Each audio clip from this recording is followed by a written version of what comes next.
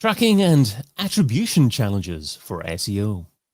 What are the current tracking and attribution challenges that SEOs are facing? And how should you deal with these challenges? I'm your host, David Bain, and that's what we're covering today on the Majestic SEO podcast and live stream with a wonderful panel. So without any further ado, let's ask them to introduce themselves, starting off with Navah. Hello, everybody. David, thank you so much for having me. I am honored to be on this powerhouse panel full of folks I love and adore, and I learn from all the time. Just in case you don't know me, I'm Navah Hopkins. I'm over at Optimizer, and I am about all things data and attribution empathy. So excited for a really good discussion. Looking forward to it too. Thank you, Navah. And also on is Brie. Well, I wish I had as good of a voice for radio as David does. You sound so awesome. I'm Brie Anderson. I've worked on GA4 since the day it came out on accident. That's a whole other story.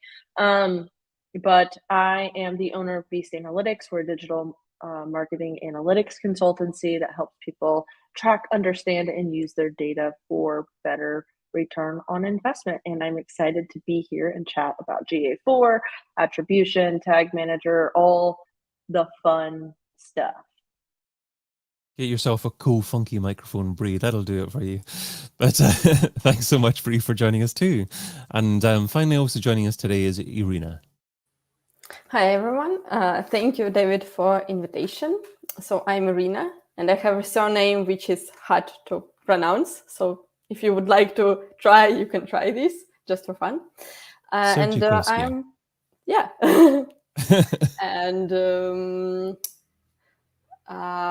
I'm SEO first, so I was doing SEO in-house, agency side, building my own products. And then when GA4 was introduced, I was a little bit digging into this. And in the end, now I'm an analytical consultant with good background in SEO. And I run my own consultancy, I would say, also about GA4, GTM, and technical SEO, because it's kind of connected. And I think that's it. Superb. Well, thanks so much for joining us. Well, we've got three great panelists, as you can see, as you can hear, for this particular discussion. So let's find out more about tracking, about measuring, about data, what we can get, what we can't get anymore. Shall we start off with the full customer journey? So is it possible to get good detail on the full customer journey? I saw Brie nodding away there. So I'm going to pick on you first, Brie. What are your thoughts on that? Yeah, I mean, I think, the more touch points we have with customers, it can be a little bit more difficult to understand the full user journey, right? Like using something like Google Analytics 4, we can see when people are coming to our website, all of those touch points. But what if somebody just sees all of our content on Twitter and is interacting with it? And let's say they do that 5, 6, 7, 8, 9, 10 times, and then they come to our website, right? Like you're only seeing one website touch. So I find myself more these days trying to convince people almost to use their website as like a central hub, so that we can start getting a better understanding of the user journey. Because once they're on our website, we do get a better understanding of how people interact with our business as it pertains to our website, right? We can see how many times they've come to the site, what pages they're looking at, how long they spend on certain pages, and things of that nature. But I will say, the more touch points we're able to have with customers is obviously better, but it's getting harder I think it's getting harder to really understand how much time they're spending with our brand, whether they're, binging our YouTube videos or watching us on TikTok or stalking our Twitter. But that's a personal anecdote. I'm interested to hear what everybody else has to say. It's funny when you mentioned getting folks to engage with your brand. I'm reminded of a client who would survey their clients, and we would actually check against what the client said how they found the brand versus what actually came through. And of course, this was a lawyer, and the lawyers see they're saying TV, they're saying billboard, but the lion's share was actually coming through the Google My Business, or now Google Business Profile, or coming through other social channels. So I do think it's important to have those customer interviews, ask your customers, but it's important not just from the attribution of where they come from, but where they perceive they come from. And the more you understand what is actually sticking with your customer, the more you'll know where to maybe lean a little bit heavier. I do want to give one little technical shout out on customer journey, and we can go in depth into this as we like. But I did actually find it very interesting with the iOS 17 update of Gclid, Facebook Lid, and this is my paid hat coming out a little bit, where click IDs got depreciated. The things that got to stay, Klaviyo, so email newsletters, SMS, persona matching, TikTok, so that closed system, that kind of holy wall of content where users are sharing that information. So yes, it's tougher to have the customer journey, but it's not impossible. And if you're really good about really organizing how you want your data to come through and applying both the automation and that human acumen, it's definitely still possible. You said where they perceive their customers coming from as well. So are you talking about not knowing where the customer's coming from, but making a best guess about them? Yeah. Well, there's also a really funny thing about marketers. We all have egos larger than our budgets. Like we're going to think that we know best. And so there's a certain kind of double-edged sword to asking customers what's happening, because if they have that confirmation bias happen and they perceive that, say, TV is where we heard from, or radio is where we heard from, or print or whatever is where we heard from.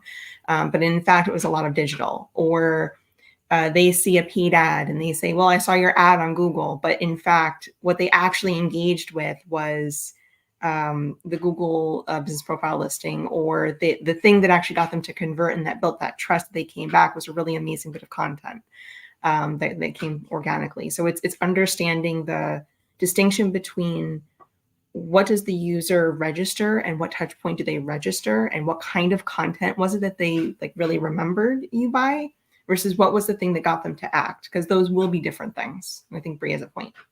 Brie. Yeah, I was just gonna say, it's almost like IRL first touch versus last touch, right? If we're talking about, if we look at a data-driven attribution, it would be like, well, they kind of like saw a billboard and then they were scrolling and they saw us on Facebook. They didn't really interact, but like they saw us, and then they saw the newspaper listing or whatever, and then they came to Google looking for a lawyer, and they were like, oh, I remember that. And so they clicked on the business profile, right? Like all of those are still touch points. But yeah, it's more like what was, like put into their memory versus what was something that they just kind of saw in passing, and where did they ultimately take that action. So, and I think you kind of touch on a good point with like ego and confirmation bias and things of that nature is, we can say, oh, well, all these people came from, all of them came from or organic search, but we can say that without looking at like the bigger scope. In reality, everything we do is just a piece of a puzzle. It's just like, how important was that piece? How big of a piece was that? Yeah, really good points. Yeah, I was actually about to ask Irina what you thought about this, specifically from the standpoint of knowing how much you dig into like the human error component of all the various tools at our disposal.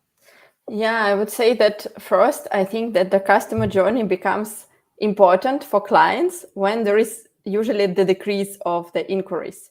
So what you're both already shared, that there is some, like you think that maybe the TV ads are working because you are doing them for 5 years, or maybe SEO is working because you are doing it for 10 years, and you don't dig actually a lot into the data before you see something decreasing, especially if you're not a huge business. I think you just stick with the same agency or with the same freelance or with the same in-house team.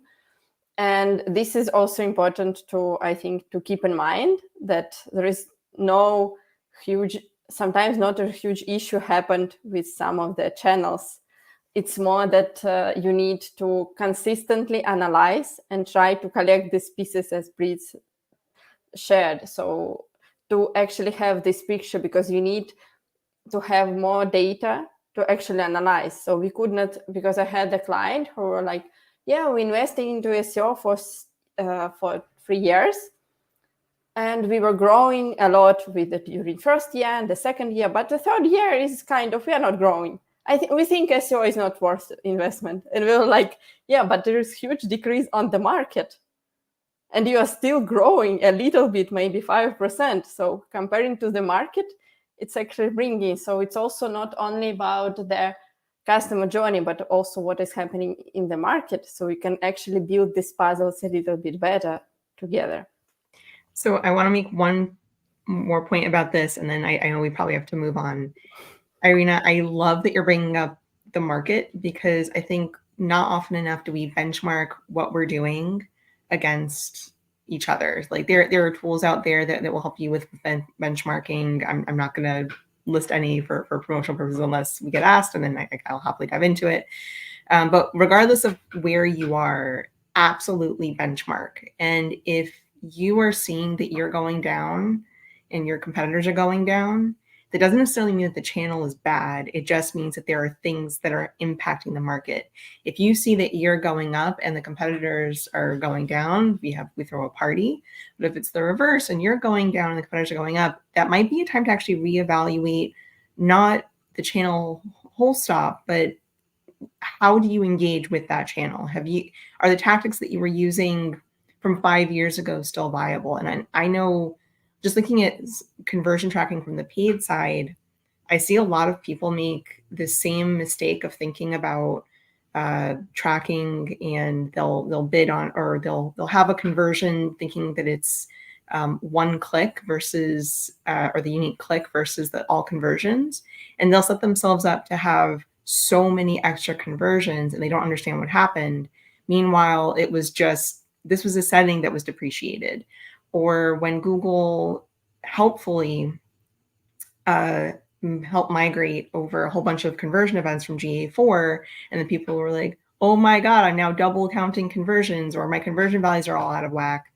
Sometimes it's truly just a technical glitch. Sometimes it's a change in the market, but you want to constantly think about not just the strategies that you're employing, but the tools that you're leveraging. So one of the points that Brie said earlier on is that she spends a lot of her time convincing people to use their website as their hub, and I find that really intriguing, actually. So shall we move on to talking about managing across various channels? Obviously, Brie's tried to encourage as many touch points as possible to happen on the website. But would you like to expand on that, Brie? And it'd be great to get everyone else's perspectives on how to try and ensure that every aspect of the user journey is tracked. Yeah, I mean, I was just kind of trying to remind people that it's a lot easier to figure out how different strategies are working when we ultimately still use them to send people to our website. I mean, it's not always going to be the answer, right? It's just one of those things where it's a lot easier. And honestly, the reality of it is, most of the time, if people come to our website, they're a warm audience. They're not like freezing cold.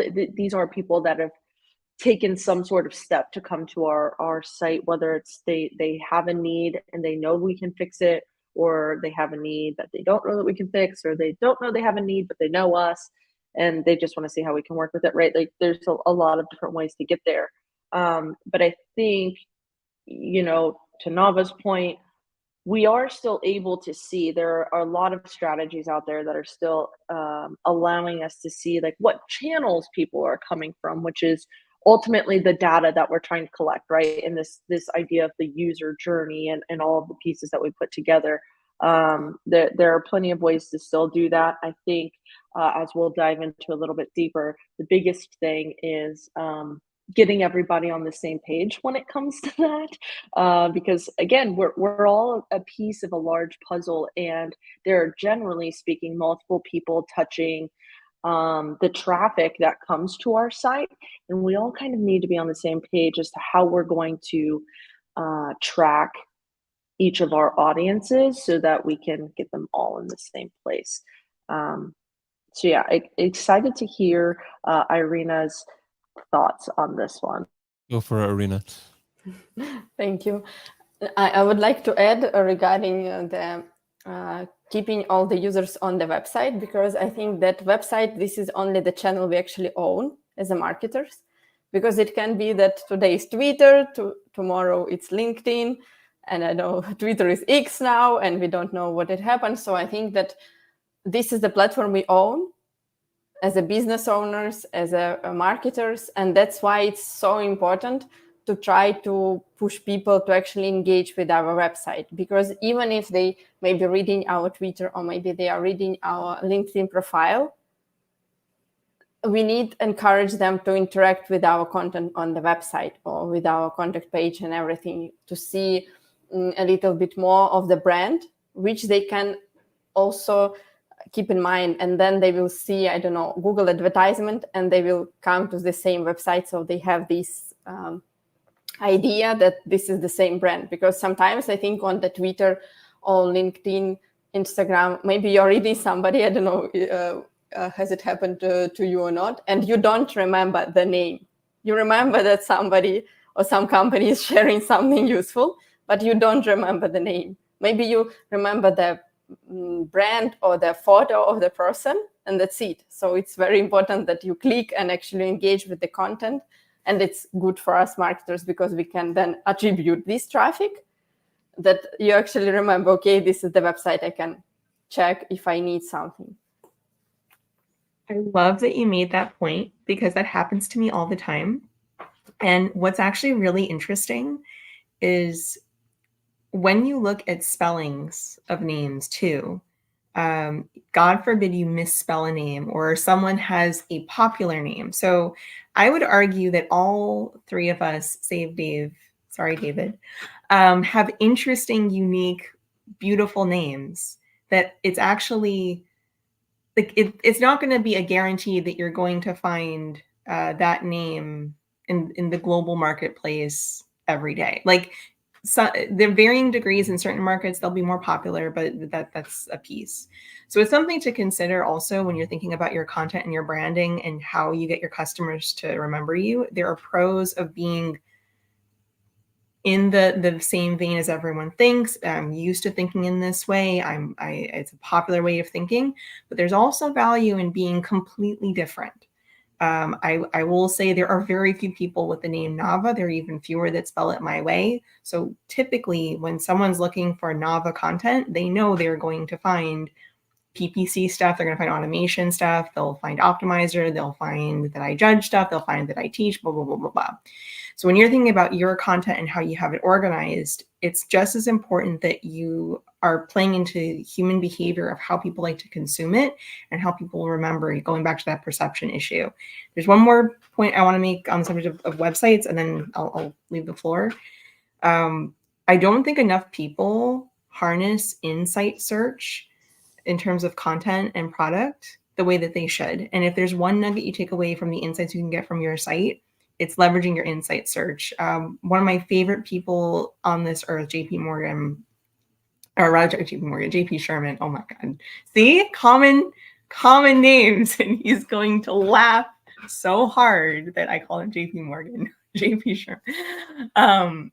He made this amazing point about how one of the best things that you can share between your departments and how you get the kind of breaking of the silos is your insight search, and seeing what kind of content, how are your people behaving once they come to you versus what are the ways people are searching before they know who you are. And does that shift, or is that education process that you're doing through your content working? Are they getting further down the funnel? Are they staying the same? Is there more work to be done? So there's a lot of insight you can gain from your insight search analytics. Great. Thank you, Navah.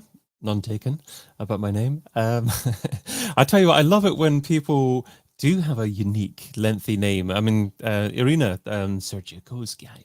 That's a wonderful surname, and it gives you an opportunity to be fairly unique with that. And I think many people are actually scared of using that because they think people won't be able to pronounce it. But it's that uniqueness about you, and hopefully it makes your personal brand easier to get out there, and easier for Google to understand who you are and what you represent. But shall we move on to what are the current tracking restrictions? And Navah, I know that you've got a lot of thoughts around iOS 17. So would you like to lead with that? Yeah. So I don't want to make this a whole iOS privacy piece because candidly, it'd be a little bit more PPC heavy. But I just want to give a level setting just so that everyone understands what's happened and how it might impact you. So one of the most recent iOS updates, iOS 17, did away with click IDs for most major ad networks. So that means the gclid, Facebook CLID, Twitter CLID, Microsoft, that they're no longer there. Now, what that means is that accounts that had set themselves up where either Universal Analytics was connected, I don't think it will auto convert. Brie, definitely correct me. But for GA4, you had to actually have the UTM parameter. It wouldn't just move over, unlike with Universal Analytics.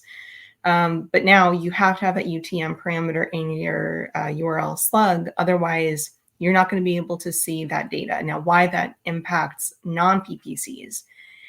Just because PPCs don't have the data doesn't mean that traffic isn't still coming to your site, that there's still revenue being generated. And there now will be conversations about how much is actually attributable to X initiative versus Y initiative. And I think it's really critical that everyone gets on the same page when it comes with how you set up your UTM structure, and that it doesn't matter what school of thought you subscribe to, just that every single part of your marketing department subscribes to it. And additionally, that you're aware of what channels are less impacted by this. So I mentioned earlier before Klaviyo, which is SMS or mobile marketing, text message marketing heavy, email marketing heavy, TikTok, things that are closed wall. So this does not mean that you cannot get full intel. It just means that you have to be much more collaborative. And I will definitely yield the floor to the brilliant Brie and Irina to talk about the GA4 implications. Oh, shall we move on to Irina? Yeah. Irina, what tracking challenges are you seeing at the moment? Yeah. So yeah, adding to the point regarding the update on iOS, it's also the update, I think, that even now the more pushy to use cookie banners and cookie policies, because we already I think we had already started using this a lot, but I think this is a huge now push to do this even more because we introduced GA4, we need to migrate, and then for sure you need to be compliant with this. And we have some restrictions because we don't have that many data already, because if you implement your cookie policy for European, you will see the huge drop of traffic, which is expected. But still, you would like to collect this data as much as you can. And another thing is what Brie already shared, and maybe she can interact a little bit into this, that when we implemented the cookie banner, in most of the cases, and a lot of cases, it's not implemented the best way we can. So, for example, we are excluding all the people from all over the world, not only from the Europe, for example. So we have the same cookie policy for everybody, but we can actually choose what we can do with European users and with USA users and other countries based on the legislation, but the legislation is different. And also how you actually implement the cookies banner, and do you check everything you can? Yeah, so now we're talking about all of the different restrictions we have. iOS 17, we started to see some of this, right, with iOS 14.5. We started to see some restrictions come directly from Apple. When you think of where the majority of our traffic is coming from for a lot of sites, it is mobile users, and then even more specifically, it is a lot of Apple users. And so getting rid of those, I think something interesting to talk about too is like getting rid of those specific identifiers for Microsoft, for Google, for Pinterest, etc. Is that you don't necessarily like you do, but you don't really need like the GCLID, for instance, because if you connect your Google Ads account to your Google Analytics 4 account, like you could see all the data right there, right? Like in your Google Ads report in GA4, you can see your campaigns and the spend and the results, all of that stuff in GA4. So it's almost like, I don't want to say it's going to push people to spend on on Google Ads more, because the tracking is easier. It's all right there, right, in GA4. But I think, Navah, you made a really good point about using UTMs. The biggest thing, I talk to people about this all the time, is to have a plan before you execute things. You can't go in the middle of the campaign and be like, oh, so now we should think about UTMs, right? Like, we've already started spending. We've already started the strategy. Like, you know what I mean? So big thing, making sure everyone's on the same page as far as nomenclature goes. Are we going to use paid? Are we going to use CPC? Are we going to use CPM? Are we going to, what wording are we going to use? What do we call Facebook? Do we call it Facebook? Do we call it Meta? Do we call it Instagram? Do we call it FB? Do we call it IG? Do we, you know what I mean? Like making those decisions, making them known, and how are we separating our words? Is it don't use a space? That's a bad idea. But are we using hyphens? Are we using slash? Whatever that may be, having those conversations, making sure everyone's on board. And then also Irina talking about the cookie banners. Listen, I'm not a very technical person. I've been handed a lot of technical issues recently because of our cookie banners. And, a lot of people are trying to be compliant, which is ideal, right? Like everybody should be talking to a privacy expert. Everybody should be talking to a lawyer, and making sure that they're complying with the legislation of the audiences that they serve, right? It's not just where we live. Like I live in Kansas, so I don't have to worry about GDPR and CCPA and all that. That's not true. If I have people coming to my website from Europe, from California, from Canada, like I need to make sure that I have those things put into place. And so I think though we get a little panicked and we just push it out. We're like, okay, this is what we need to do, without considering the technical implications of, you have to have it. You almost really have to have a privacy expert on your team at this point, or someone, a consultant that you can reach out to and make sure that you have all of this kind of set up correctly so that you're still getting as much data as you possibly can, as Irina alluded to earlier. So definitely a lot to consider these days. Brie, you talked about, maybe even having a privacy expert on your team. You talked about referring to a lawyer as well. Is this all possible, practical for a relatively small business to do? Is there not just somewhere online, is there not some plugin that small businesses can use to be relatively confident that they're complying with the various laws out there? There are surely multiple companies out there that help with these things. I'd be interested to hear Irina or Navah's take on this. I still see people though using it and wanting to be as compliant as possible, and it's really easy to mess up the setup. As far as I'm concerned, like I've seen quite a few, but interested to hear if anybody's found a good solution for this or what your guys' thoughts are. Navah, you were waving there. Well, so this is where I will make the exception. Like I know Optimizer, we're a tool. I could talk about Optimizer functionality, but this is the exception where I am going to talk about tools because it genuinely is very helpful. One of them is Duda. I think it's very important that you take a look at the Duda functionality. They've done a lot of work to make sure that their privacy compliance is really good. Wix is another one. I definitely would look at Wix. When they made the shift to be SEO first, they put a lot of technical chops into protecting and really shoring up their integration. So yes, it might not perfectly fit you, but it definitely has a lot of great things. The last one I'll give as a suggestion for small businesses. And again, this is oriented around small businesses, even though both Duda and Wix now serve significantly bigger folks, is Hocus. Hocus is on the smaller side, but they're definitely growing steam. And one of the reasons why I like them is actually you basically have a conversation with their app, and then it spits out a site for you. Now, a caveat to all of these tools. One of the reasons why they are as powerful as they are from a compliance standpoint and being practical as a small business is that they are pre-built-in solutions. You're paying a subscription fee to have a standard turnkey, here's the approach. So if you are not a standard turnkey business, this is not going to work for you. And unfortunately, the size of your business may not matter. You may need to actually invest in those resources like Brie mentioned.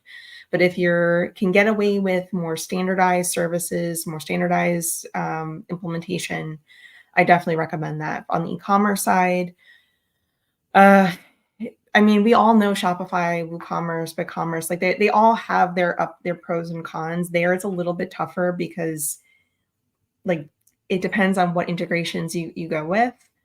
But if you're a lead gen, I definitely, and to be fair, even e-commerce a little bit, I would take a look at those three, Duda, Wix, and Hocus. Brilliant. Thank you. And talking about standard turnkey approaches, can we use a standard turnkey attribution model, or do we have to be a bit more bespoke with that? Right. Or Navah, go I for need it. to say one thing paid related, and then I'll yield the floor forever to these two for the SEO side. One of the biggest downfalls I see people make when it comes to attribution, when it comes to tracking, is that they will opt into data-driven attribution before they actually have conversion thresholds. So there's a really unfortunate mechanic that happened with advertising networks that they did away with the minimums that are needed to opt into smart bidding, to opt into data-driven attribution. You used to need to have, I think it was 600 conversions in a 30-day period in order to use data-driven attribution, and then they threw that away. That should give you an idea of the old conversion thresholds that were needed. And if you're not doing 15 conversions in a 30-day period, odds are you're going to hit thresholding issues. So I strongly recommend being suspect of data until you can hit those minimum thresholds and using your own internal attribution and your own internal CRM integrations before you dig in. That's my paid statement. Now I yield the floor for SEO.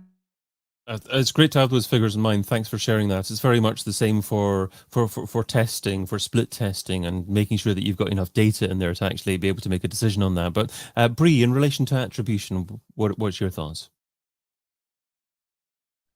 Yeah, I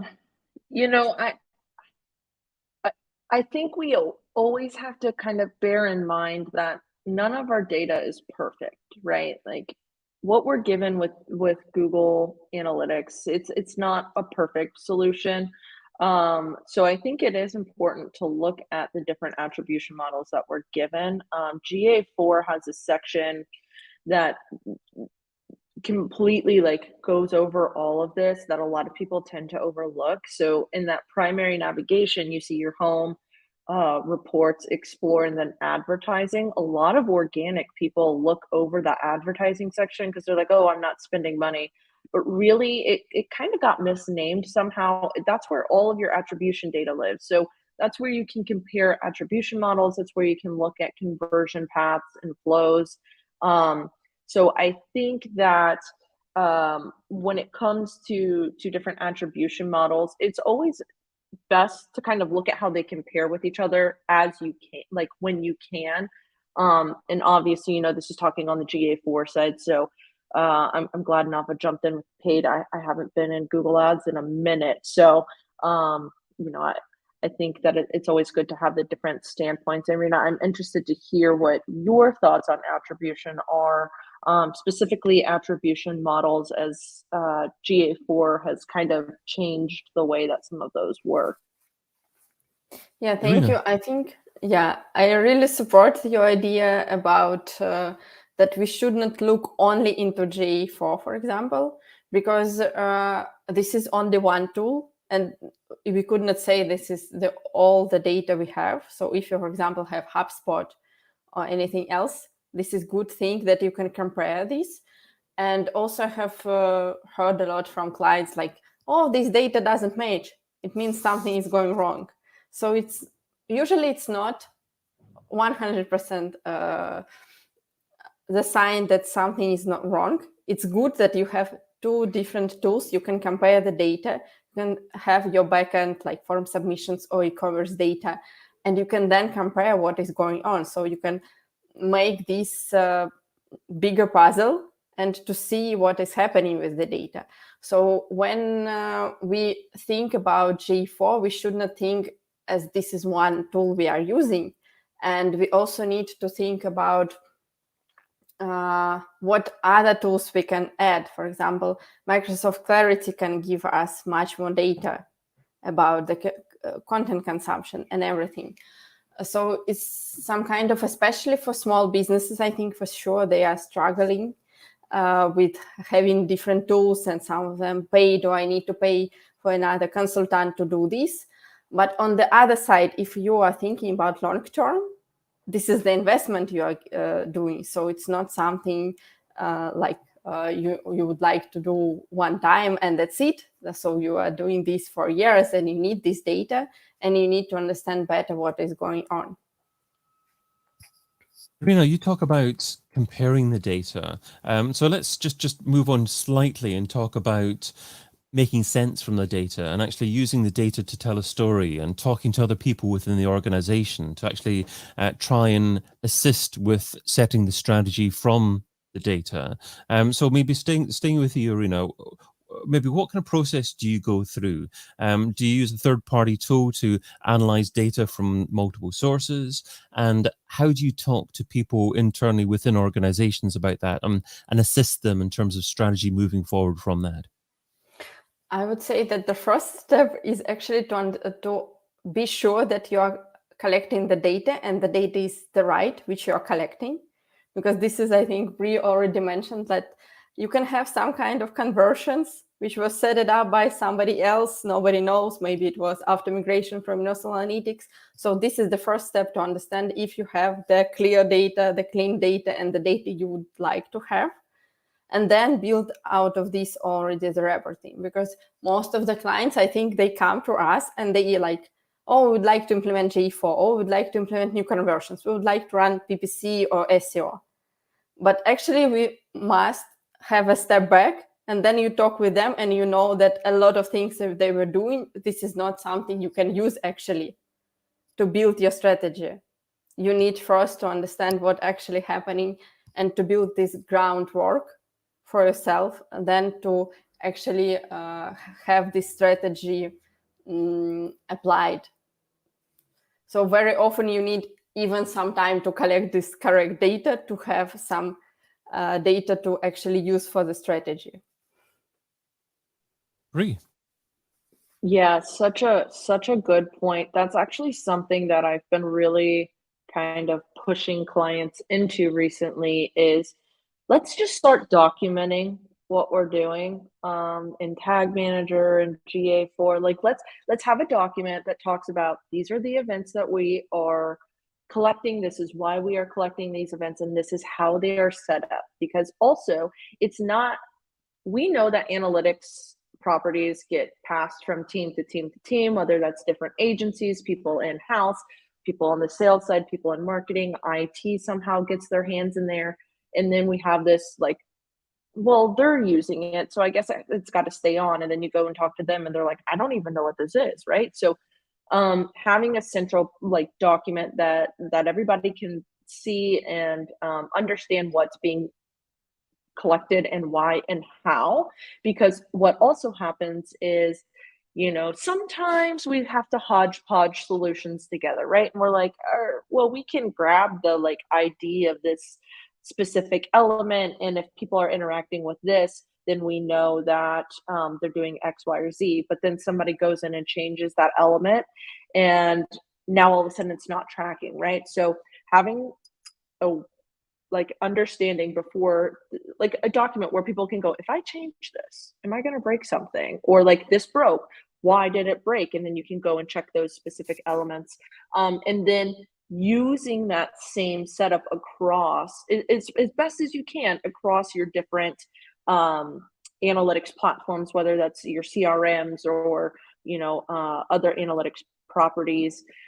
Having that same setup is going to make it a lot easier to compare data, because what you don't want to do is compare apples and freaking cucumbers, right? Like at that point, it's not even apples and oranges. You're using a different program that attributes things differently, and they're attributing different events. Like now we don't even have anything that's comparable. So making sure the data is comparable, it's got a good foundation, as Irina was saying, and then looking for things that are statistically significant, which talks about those thresholding, making sure we have enough data, et cetera, et cetera, et cetera. Navah, do you find that you're often comparing apples and cucumbers? When I want to have a nice spa day with my data, it's great. Just a little nibble and humors on the eyes. It's funny, as you were talking about notes and making annotations, on the paid side, there's a built-in report for change history, and you can actually have the anecdotes, and it's great. But what's actually really fascinating is when you think about the change history, many people are very good at actually documenting. They're very bad at documenting the why. And what I actually find is very useful, especially if you're the sort of organization that's sharing your site and data between all departments, it's not just paid and SEO siloed. I actually find a ticketing system for any change you want to make is very helpful, because it lets you have a QA system of, I should be able to make this change. Well, that change is going to break everything. Like, please don't. But when people go so fast and so rapid fire, like I have to get done, I have to get it done, I have to get it done, they typically break things. So having that ticketing system actually works very well.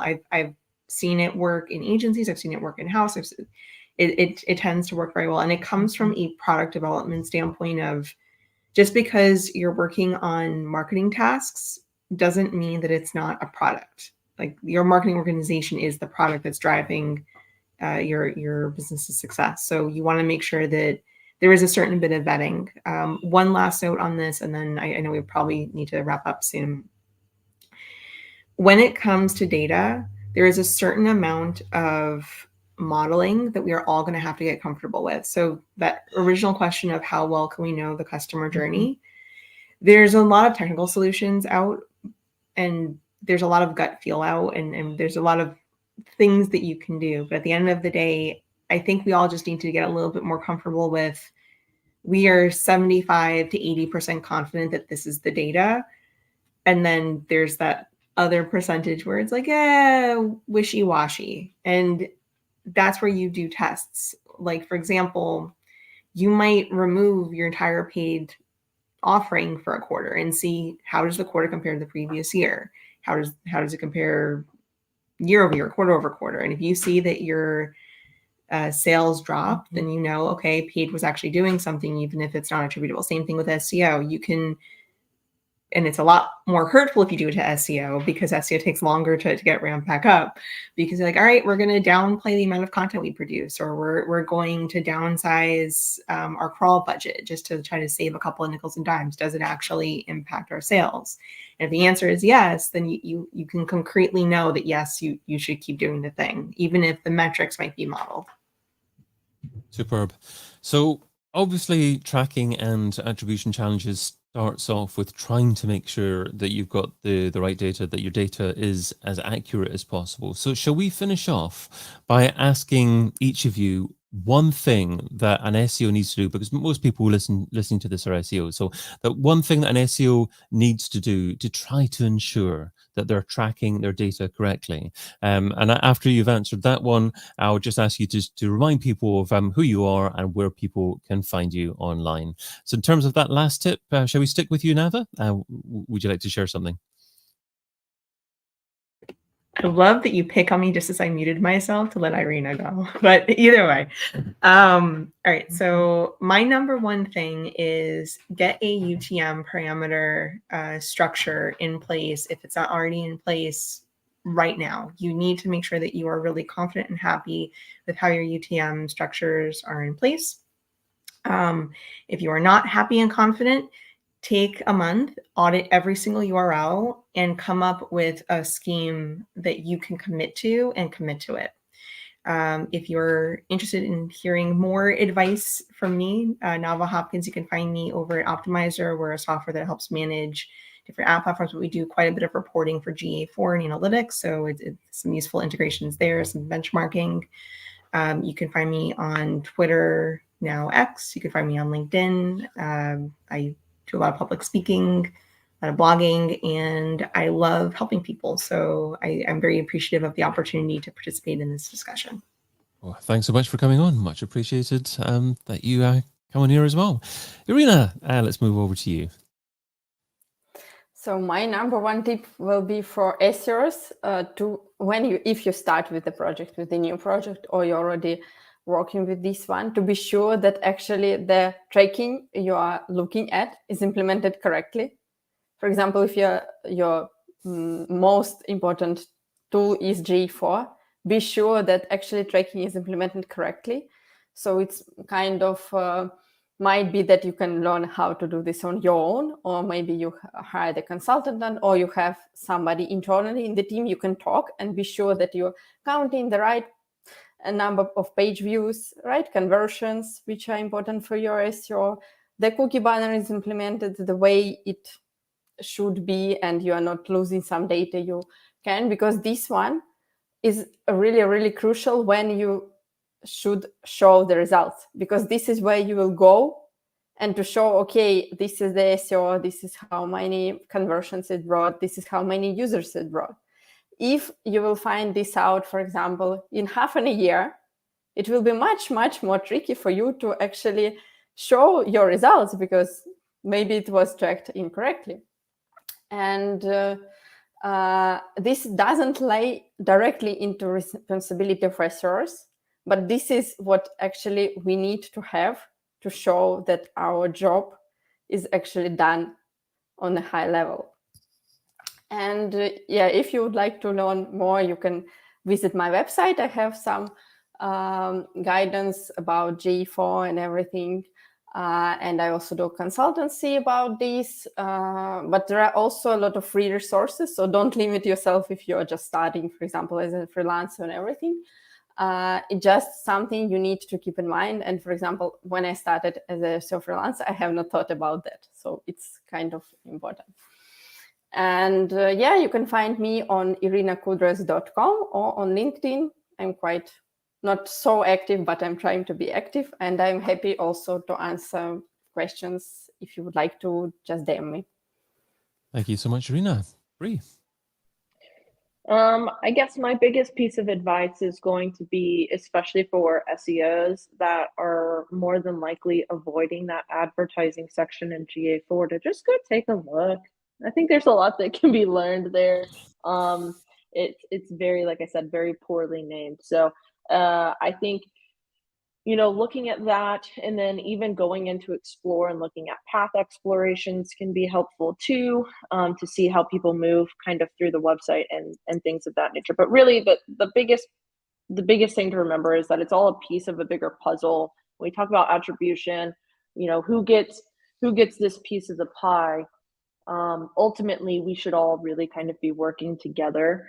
And generally, it takes more than one strategy to get somebody to convert, especially if you have a higher ticket item or something where people need a little bit more trust in you. So I would say, make sure you're looking at all of the different angles as far as like the different attribution models, the different places where you can collect data. If you ever want to talk about attribution, if you ever want to talk about tracking, if you have any questions about GA4, come visit me on Twitter, Brie Anderson. I'm not going to call it X because I don't like that. I hang out a lot on Twitter. You can find my stuff on YouTube. You just Google Brie Anderson. I've got all sorts of junk out there. Who knows? Maybe something can help you. Go and check out Brie's junk. There's a call to action for you.